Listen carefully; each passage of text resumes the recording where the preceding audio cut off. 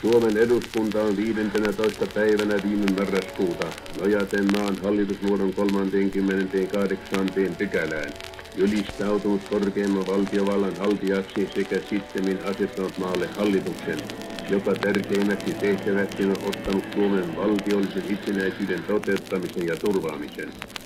Tämän kautta on Suomen kansa ottanut kohtalonsa omiin käsiinsä, ja nykyiset olot sekä oikeuttavat että velvoittavat sen siihen.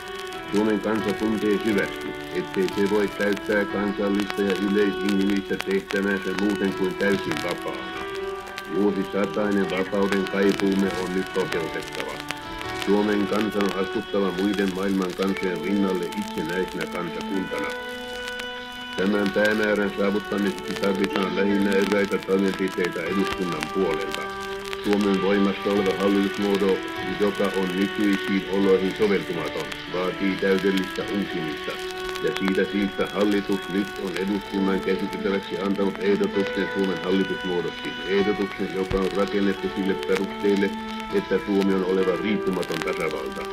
Katsoen siihen, että uuden hallitusmuodon pääperusteet on saatava viipymättä voimaan, on hallitus samalla antanut esityksen perustuslain säännöksiksi tästä asiasta sekä samalla eräitä muitakin lakiehdotuksia, jotka tarkoittavat tyydyttää kiipeimmät uudistustarpeet ennen uuden hallitusmuodon aikaansaamista.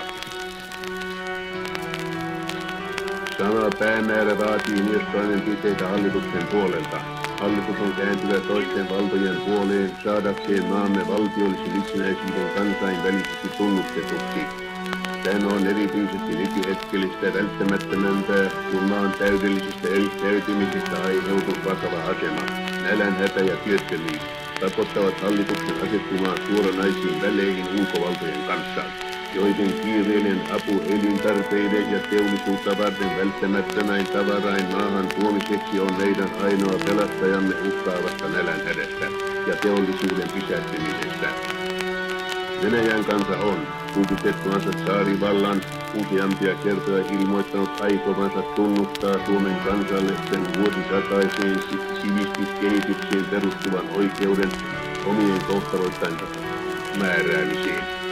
Ja laajalti yli sodan kaikkien kauhujen on kaikunut ääni, että yhtenä nykyisen maailmansodan tärkeimmistä päämääristä on oleva, ettei yhtäkään kansaa ole vastoin tahtoansa pakotettava olemaan toisesta riippuvaisena.